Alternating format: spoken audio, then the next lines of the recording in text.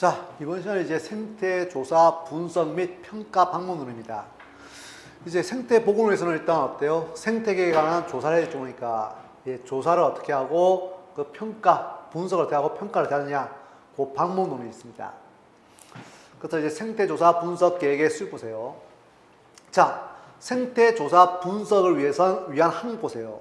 자, 항목으로 지역적 맥락을 조사 분석하고 역사적 기록에 대한 조사 분석이 나타나고, 기반 환경의 조사 분석, 서식처의 조사 분석이 있고, 그 다음에 생물종의 조사, 그게 어떤 종이 서식하는지 그 조사 분석을 하고, 인문 사회 환경의 조사 분석이 들어가고, 조사 및 분석 결과의 종합과 평가를 하자고 보시면 됩니다.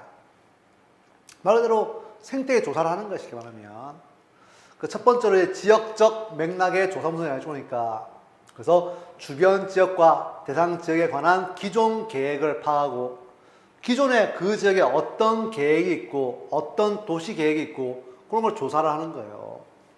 그 대상 지역의 자연, 문화적 특성은 광역적 자연성, 맥락의 연계성을 파악하더라.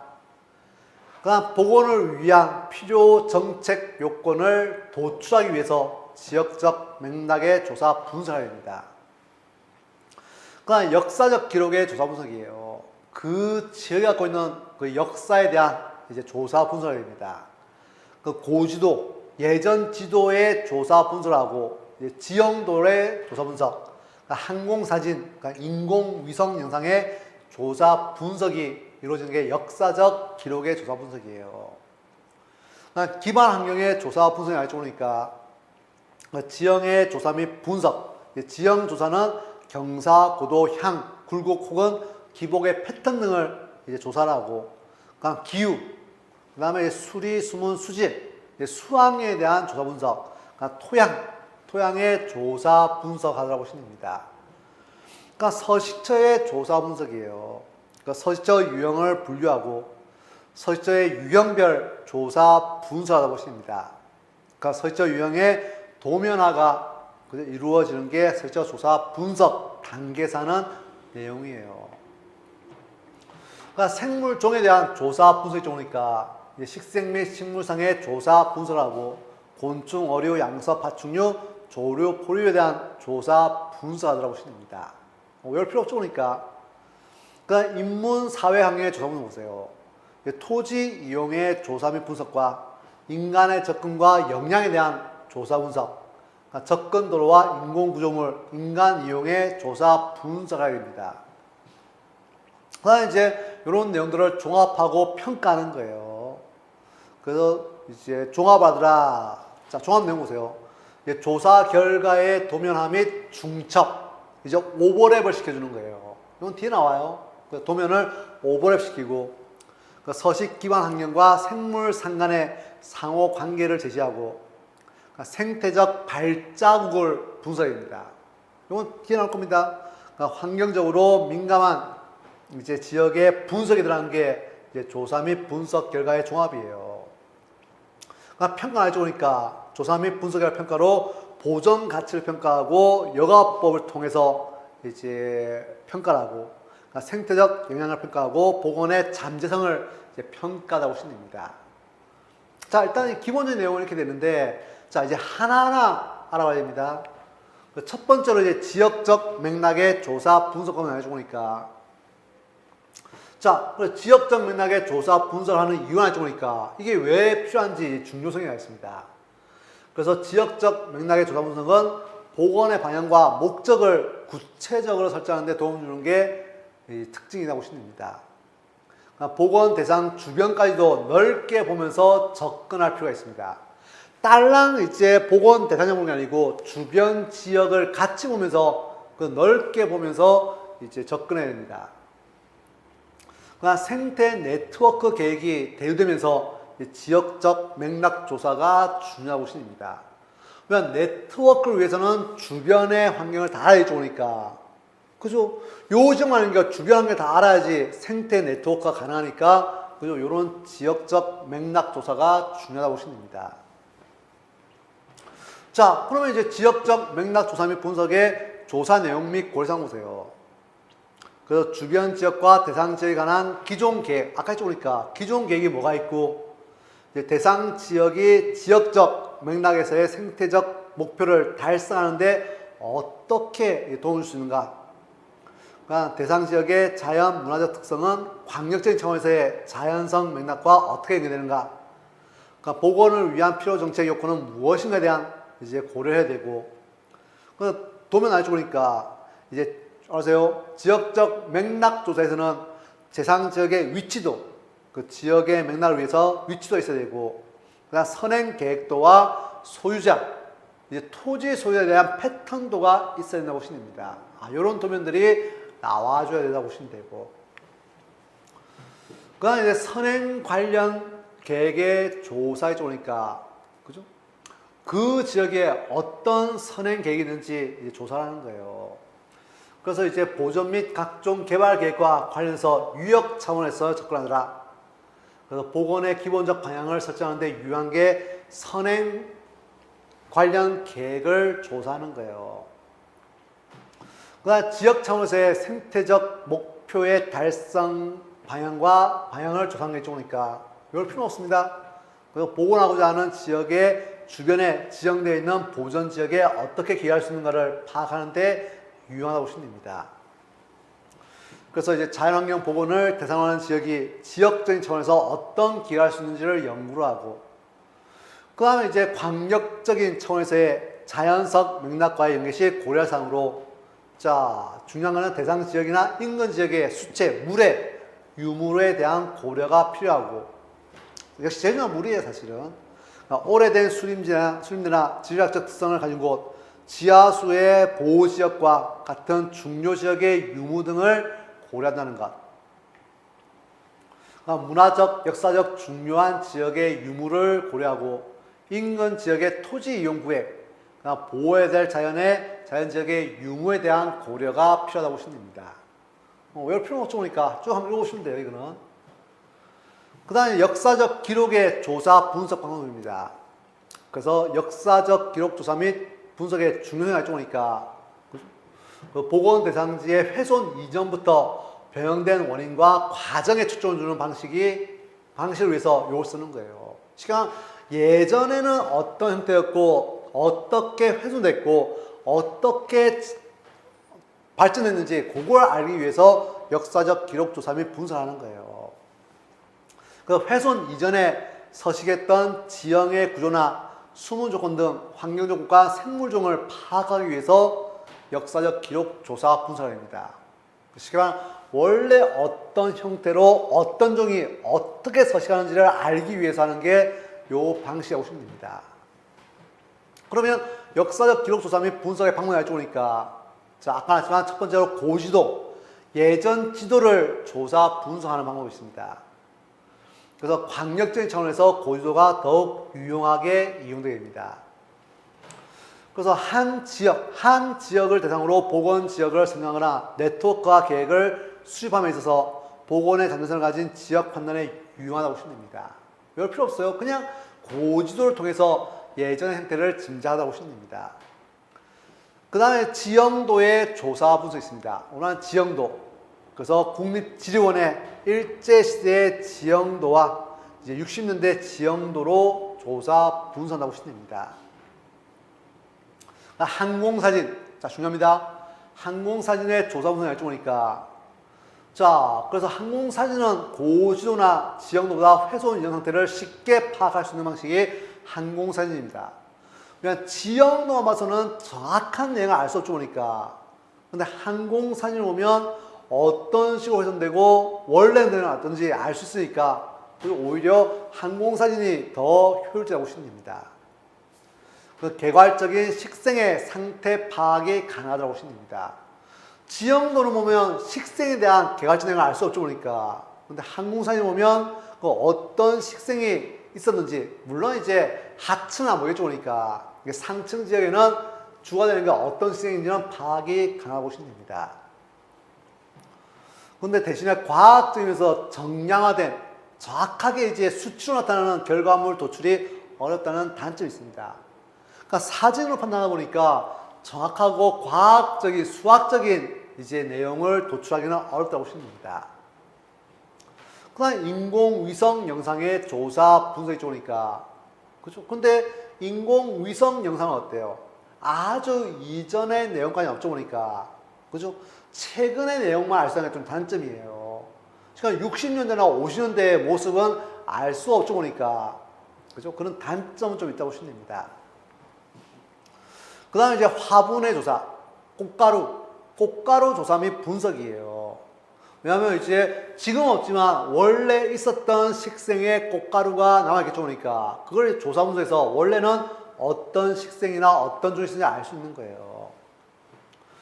그래서 화분, 꽃가루는 화학적으로 안정되어 있어 약품으로도 잘 변하지 않고 과거 식생에 대한 정보를 제공할 수 있는 게 화분 분석이에요. 그 다음에 이제 지역 주민의 의견 조사 및 분석하더라.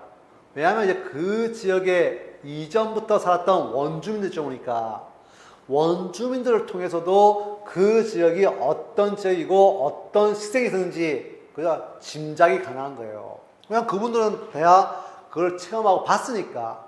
그죠? 그래서 주민들의 의견 조사 및 분석을 통해서도 가능하다고 보시면 됩니다. 그 다음에 이제 기반 환경의 조사 분석이에요. 자, 첫 번째로 이제 지형의 조사 분석이 좋으니까 기반 환경 조사를 위해서 첫 번째로 지형 조사를 하는 겁니다. 자, 그래서 이제 지형의 패턴 조사를 하는데 이제 지형의 패턴은 이제 수문과 토양 조건을 변화시키고 산림과 湿지 등 다양한 설체가 조성되는 게 지형 패턴이에요. 지형 패턴에 따라서 변하고 산림과 습지 등 다양한 설체가 조성되다 보시면 됩니다.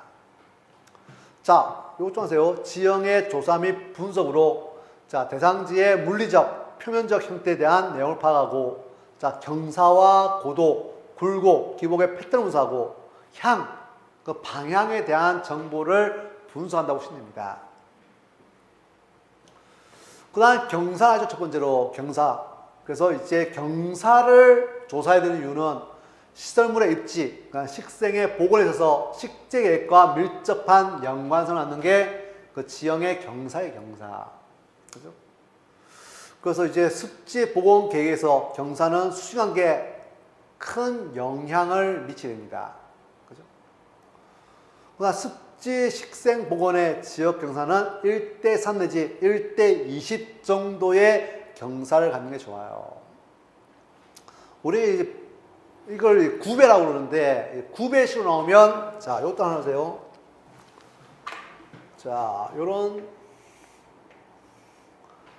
경사지가 있으니까 이게 만약 1:3이다 이렇게 나와있으면 항상 이제 이 높이 표고차 있으니까 요걸 A라 잡으면 요 밑변의 길이를 B라 잡는 거예요. 그래서 요거 비례식입니다.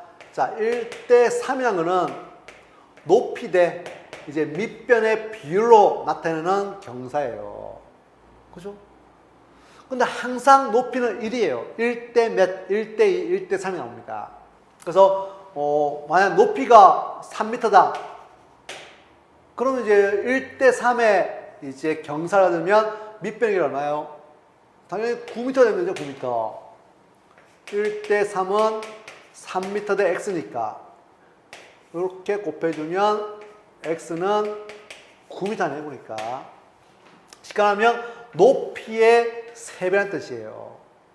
그죠? 뭐 1:2다, 1:3이다, 1:4다. 이런 식으로 구해주는 게 그냥 9배 값이야, 9배 값. 그죠? 경사가 이렇게 9배 값으로 나올 수도 있고, 몇 프로 경사다 이렇게 나올 수 있죠. 그러니까, 뭐 20% 경사다, 그죠? 10% 경사다 이렇게 나올 수도 있고, 이렇게 9배씩으로 나올 수도 있고. 항상 9배씩은 그죠? 앞에 1은 높이에요. 높이의 몇 배라는 뜻입니다. 그죠? 자, 조금만 하시면 되고. 자, 그 다음에 고도. 그죠? 표고, 고도. 높이 차에 따른 식생부와 밀접하는 게 고도고. 자, 향 보세요. 이제 GIS 기법을 이용해서 구체적 분석이 가능한 게 향이에요. 그래서 식생 복원 계획에서 미기후에 영향을 주는 인자로서 중요하다고 보시면 됩니다. 이게 남향인지 동향인지 북향인지 이게 중요하죠. 보니까 동향, 북향은 차가운 미기울을 형성하고 남해안과 서해안은 따뜻한 미기울을 형성하고 보시면 됩니다. 당연하게 보니까 그죠? 그러니까 굴곡과 기복의 패턴에 대한 분석을 하게 됩니다. 그 다음에 기후 조사 및 분석 방법이에요. 기후. 그래서 동식물의 분포와 식물의 발달, 천위 등에 영향을 미치는 게 기후대예요. 그 다음에 이제 도입될 시설물과 이용하는 인간의 형태에도 영향을 미치게 됩니다. 그래서 자, 첫 번째 온도를 알죠 보니까 온도는 식물의 발화와 식물의 생장, 식물의 개와 결실에 영향을 미치고 이건 뭐 상식이니까. 그러니까 태양빛은 수목의 수형, 생장의 정도, 개화 시와 잎의 형태와 내부 구조, 광합성 작용과 증산작용에 영향을 미치더라. 이럴 필요 없죠? 적으시면 됩니다. 강우량은 식물의 분포와 중요한 습지, 습지의 형성에 영향을 미치게 됩니다. 그다음 수리, 수문, 수질의 조사, 분석 방법이 있습니다. 자, 첫 번째 수리, 수문 환경의 조사 분석이에요. 그 대상지 내부와 외부를 모두 이제 분석하고, 자, 요거 아세요? 유역 구분이 우선입니다. 그죠? 먼저 유역을 구분해서 그 유역 내의 수환경을 분석하는 거예요. 그래서 산, 능선을 중심으로 분합니다. 워터 세이드를 해가지고 분수령을 올려보니까 이런 식으로 산으로 둘러싸여가지고 이렇게 물이 쭉 이렇게 흐르죠, 이렇게. 이런 식으로 되잖아요, 보니까. 이런 능선을 따라서 이걸 이제 유역이라고, 유역. 이 유역을 먼저 구분해야지 이런 수환경 분석이 가능하고 있습니다. 그래서 이제 수로나 유수 방향, 물의 흐르는 방향이나 배수 상태 등을 이제 조사 분석하고, 그러니까 지하 수위. 자, 지하 수위의 위치를 분석하고 홍수에 대한 분석입니다. 특히 지하 수위 분석은 중요하죠 보니까. 왜냐하면 이제 습지를 만들 때 중요한 게 지하 수위예요. 그 지하 수위가 높다, 낮다 이 말 쓰죠 보니까. 시간 지면이 있다. 자, 그라운드 레벨이라고 지면. 지하 수위가 높다만 나와요. 높다는 뜻은 지면 가까이에 지하 수위가 이렇게 위로 올라와 있는 거 이렇게. 그 지하 수위가 높으면 어때요? 이 지역의 토지가 습한 지역이죠 보니까. 습한 토양 갖는 지역이에요. 반대로 지하 수위가 낮다면 어때요? 이 지면부터 그 지하 수위가 이렇게 밑으로 내려가 있는 걸 지하 수위가 낮다고 그래요. 지하 수위가 낮다 말은 곧 건조한 지역이에요.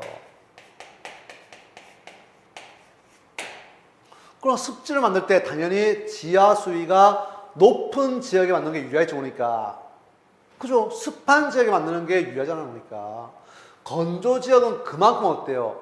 많은 비용과 노력이 요구되죠 보니까. 습한 지역은 약간의 노력만 있어도 되니까 이런 이제 지하 수위에 대한 이제 분석을 하고, 홍수가 났을 때, 비가 많았을 때 어떤 지역에 어떤 식으로 피해가 왔는지 그런 내용을 분석하는 거예요. 그 다음에 다양한 모델 유속계를 사용해서 그 유속을 측정하고 하천 등의 수체의 단면을 측정하고 유량을 계산하고 있습니다. 이는 이제 수리 수문 환경의 조사 분석을 하고, 그 다음에 수질이에요. 자, 수질 환경의 조사 및 분석이 있습니다. 자, 요거부터 좀 알아보세요. 자, 수온을 측정하고, 자, 수온의 측정 시기 보세요. 자, 수온을 측정하는 시기는 오전 9시죠. 오전 10시에 이제 측정 값이 1평균 수온에 가까우므로 1회 관찰하는 경우 이 시간, 오전 9시에서 10시 사이에 측정하는 게 좋다고 보시면 됩니다. 그래서 이제 수온을 측정하는 기구가 크게 두 가지, 유리막대 온도계와 썸미스터 온도계 두 가지 쓰죠 보니까. 그죠? 그래서 유리막대 온도계 보세요. 그죠? 이건 그냥 이제 유리막대 온도에 있죠 보니까 그걸 담궈서 이제 수온을 측정하는 거예요. 그죠? 그러니까 썸미스터 온도계는 보통 야외 주사에 주로 많이 쓰는 게 썸미스터 온도계예요. 그래서 유리막대 온도계는 어때요? 한참 담궈야지 수온 측정이 가능하죠 보니까. 이건 빠른 시간 내에 이제 수온을 측정할 수 있는 방식이 썸미스터 온도계입니다. 그래서 긴 코드형에서 손이 닿지 않는 것까지 수온을 측정하기 때문에 호소 수온, 이제 호수의 수온을 측정할 때 효과적인 게 서미스트 온도계입니다. 조그만 하천은 그냥 유리막 온도에 넣으면 되죠. 이게 손이 닿으니까. 근데 손이 닿지 않는 이 호수 같은 데는 이런 이제 서미스트 온도계가 더 효율적이라고 보시면 그러니까 빠른 시간 내에 할 수 있으니까 주로 야외 주사에 많이 쓰는 게 서미스트 온도계예요. 자, 그 다음에 수소 이온 농도, 그 pH 값을 측정합니다. 그죠? 자, pH 값은 하천 및 호수 등의 수체와 접한 지질과 대기 상태, 광합성 조류의 대사 활동 등에 의해서 결정되는 게 수소 이온 농도 pH 값이에요. 이런 요소들이 영향을 미치는데, 그래서 오염 물질의 화학적 구성과 관계하며 생물의 대사나 번식 등의 활동에 중요한 변수가 되는 게 pH예요. 그죠? 수질 pH와 마찬가지로 토양 pH죠. 그죠? 식물의 생장이나 번식 등과 연관되어 있죠. 보니까 같아요. 그래서 산성일 경우 보세요. 수소 이온도 pH가 산성일 경우에는 알루미늄이나 철이나 망간 등의 유해 물질의 용해도가 높아져서 수용 생물이나 작물의 영양 흡수에 장애를 주게 됩니다. 알칼리성인 경우 그 점토를 분산시키고 토양의 물리성이 이제 악화되게 됩니다. 그래서 생물 활동의 적정 범위는 그래서 수소 이온 농도가 6.5에서 8.5 범위 내가 가장 생물 활동에 적합한 pH입니다. 조금 알으세요? 그죠? 이 pH를 측정하더라. 산성일 경우는 이런 이제 우리말 하는 이제 알루미늄이나 철이나 망간 등의 이런 유해 물질의 용해도가 높아지다고 보시면 됩니다. 반면 알칼리성 경우 점토를 분산시키고 토양의 물리성이 이제 나빠지다고 보시면 됩니다. 자, 그 다음에 이제 DO, 용존 산소량을 측정합니다. 그래서 용존 산소량은 수온 변화에 따라서 이화학적으로 변화가 있으므로 보정 및 참고를 위해 수온을 반드시 측정해야 된다고 보시면 됩니다. 그래서 이제 용존 산소량은 수질 파악의 가장 기본이 되는 요소예요. 그래서 유기오염 물질의 분해를 관련하며 수중 생물에 영향을 미치는 게 역시 용존 산소량이고, 그래서 이제 수중에 황화물이나 제일철령 같은 환원성 물질이 함유되어 있거나 박테리아가 이제 수중에 있을 경우 용존 산소의 농도가 감소하게 되다 보시면 됩니다. 중요한 수중 생물의 서식이 어렵죠, 보니까. 그죠? 자, 보세요. 1기압에서 20도씨에서 순수 DO는 리터당 8.84mg이고, 온도가 낮아져서 산소의 용해도가 상승해서 이제 4도씨가 되면 리터당 12.7이 됩니다. 그죠? 그래서 좀 알아세요. 온도가 낮아지면 이제 용존 산소량이 높아지다고 보시면 됩니다. 자, 기준은 일단 1기압에서 20도씨에서 리터당 8.84mg이고, 온도가 낮아지면 용존 산소량이 증가하다고 보시면 됩니다. 자, 그래서 어류와 수중 생물에 필요한 DO 농도가 적으니까 생물의 종류에 따라서 차이가 있으나 일반적으로 리터당 5mg은 항상 유지된다. 조금 아세요? 그래서 용존 산소량은 리터당 5mg은 항상 유지되며, 이제 배란과 이제 알을 놓거나 치어, 유어, 어린 물고기의 생장에는 리터당 7mg 이상 또는 이제 리터당 6mg 이상은 되어야지 원활한 그 생장이 가능하다고 보시면 됩니다. 자, 그다음 부유물질을 조사하다 보시면 됩니다. 말 그대로 부유물질은 수중에 용해되지 않고 이렇게 떠다니는 물질이에요. 그죠? 그래서 물의 탁도, 그 탁한 정도를 유발시켜서 빛 투과를 방해하고 광합성량을 감소합니다. 그다음에 부유물질 말은 어때요? 그 햇빛에 투과가 안 되죠, 보니까. 그럼 이제 수중식물, 우리가 침수식물 같은 침수식물의 광합성량이 떨어지게 되겠죠, 보니까. 그래서 이제 부유물질도 조사해야 됩니다. 그래서 유기성 부유물질의 침전으로 전이등, 우리가 뻘질, 진흙질, 뻘질이 형성되면 이제 현기성 박테리아 존재 시 이제 전이층을 부패시키고 각종 유해가스를 발생해서 수중생물에 피해를 주며 수중의 용존 산소량을 소모시키게 되다 보시면 됩니다. 그죠? 자, 그래서 여기 따라서 일반적으로 수중 생물의 활동에 지장이 없는 농도는 리터당 25mg 정도의 부유물질이 되다 보시면 됩니다. 이 이하돼야지 일반적인 수중 생물의 서식에는 지장이 없다고 보시면 됩니다. 그 다음 생물학적 산소 요구량, 이제 BOD라고 그러니까, 그죠? 수중의 유기물질을 간접적으로 표현한 수치가 생물학적 산소 요구량입니다. 자, 조금 하세요. 미생물이 유기물을 분해, 섭취해서 세포를 합성하거나 자체 에너지원을 사용하는 데 필요한 산소의 양을 측정한 것이 생물학적 산소 요구량, BOD라고 그래요. 자, 그래서 이제, 자, 유기물질이 분해 시 미생물의 탄소원으로 공급될 수 있으며 수중의 용존 산소를 소비하여 그 양의 수치의 자연력 이상으로 존재하는 경우 형기성 수용으로 변하기 때문에 오염의 원인이 되다 보시면 됩니다. 외울 필요는 없어요, BOD. 그러니까 화학적 산소용량, COD라고 그래요. 그죠? 그 수중에 산화 가능한 물질, 주로 이제 유기 오염 물질을 산화제로 이용해서 적정 조건 하에서 산화시켜 소비되는 산화제의 양으로 산화 과정 시 소비되는 산소의 양을 산정한 게 COD예요. 그 다음 영양 물질에 대한 분석을 가져오니까 질소, 인과 함께 이는 탄소와 함께 수중생물의 생장에 필요한 영양 물질에 대해 보십니다. 그죠? 근데 문제가 뭐냐면, 그죠? 이런 영양 물질이 적정히 오는데 너무 과다하게 되면 그 수표면의 조류 등이 이상 증식해서 적조 현상이 일어나게 됩니다. 그죠? 적조 현상이 심하면 어때요? 당연히, 그죠? 수중 내 용존 산소량이 부족해지다 보니까 그러니까 수질이 악화되면서 어패류가 질식하는 등의 생태계의 위해 요인이 되다고 보시면 됩니다. 자, 그 전기 전도도 이식 값을 측정해야 됩니다. 그래서 잔류 염소량을 직접적으로 확인할 수 있는 게 전기 전도도예요. 그래서 수중의 용존 물질을 전기 저항을 측정을 통해서 수출한다는 것으로 생물에 필요한 각종 미네랄의 함유 농도를 파악할 수 있는 게 전기 전도입니다.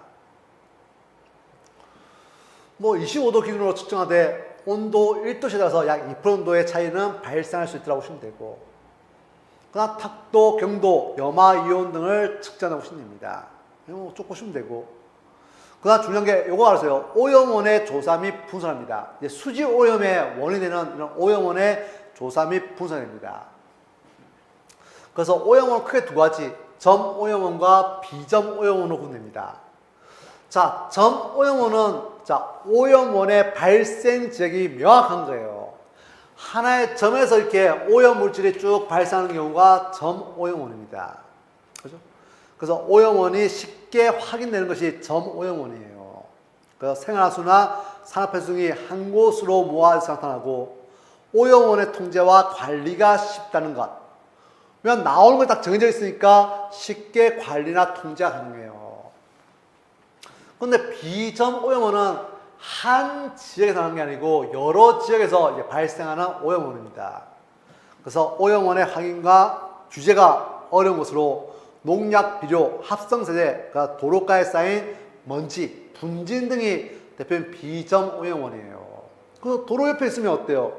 옆에 하천이 있으면 도로에서 그 전체가 다 들어오죠 보니까 그럴 경우에 비점 오염원이라고 그래요. 농약을 쓰는 경우 마찬가지. 그죠? 넓은 논밭이 하천을 끼고 있으면 어때요? 어디에서 들어올지 알 수 없죠 보니까. 그래서 이제 통제나 이제 관리가 어려운 게 비점 오염원이라고 보시면 됩니다. 두 가지 유형의 오염원에 대한 조사 분석하다 보시면 됩니다. 그 다음에 이제 수질 분석반을 알죠 보니까 이제 현장 실험은 DO나 pH, EC, 정연도, 수온 등은 현장 실험하고 그 외에는 실내 실험을 통해서 이제 수질 분석을 합니다. 자, 요거는 이제 당연하게 법규에서 나오는 건데 하천 수질의 환경 기준이에요. 자, 나중에 법규 또 나올 거예요. 그죠? 자, 등급이 알죠 보니까 그죠? 매우 좀 그죠? 이제 1A, 1B라 있죠 보니까 그죠? 뭐 pH는 외우지 말고 그래서 BOD, COD와 이제 SS, 부유물질량, 용존산소량, 그 용어 좀 알으세요. 그래서 이제 매우 좋은 상태의 하천 수질은, 그죠? BOD가 이제 1mg 리터당 1mg 이하다 보시면 되고, 그러니까 화학적 산소 요구량 COD는 2리터당 2mg 이하. 그러니까 부유 물질량은 25mg 이하. 그러니까 용존 산소량은 7.5 이상일 경우를 이제 매우 좋음 1A라고 그래요. 그다음 좋음은 1B로, 자 BOD는 2 이하, 2mg 이하. 그다음에 COD는 4mg 이하. 그러니까 부유 물질량은 25, 똑같죠 이거는. 용존 산소량은 5.0 이상 되는 것을 이제 좋음 단계라고 그래요. 캐릭터는 외우지 마세요, 이거는. 그죠? 그 다음 약간 좋음은 2등급, 보통은 3등급, 약간 나쁨은 4등급, 나쁨은 5등급, 매우 나쁨은 6등급이 되죠, 그러니까. 그죠? 그에 따른 이제 BOD와 COD, SS, 그 다음에 DO양, 요거는 조금 알으세요. 이거는 나중에 어차피 법규에 또 나올 거예요. 아, 이걸 기준으로 하천 수질의 환경 기준을 정하보시면 됩니다. 뭐 대장균 수는 굳이 외울 필요 없을 거예요. 그죠? 자, 이건 하천 수질의 환경 기준입니다. 그죠? 근데 호소 보세요. 호소의 수질 환경 기준이 나왔죠, 그러니까. 그죠?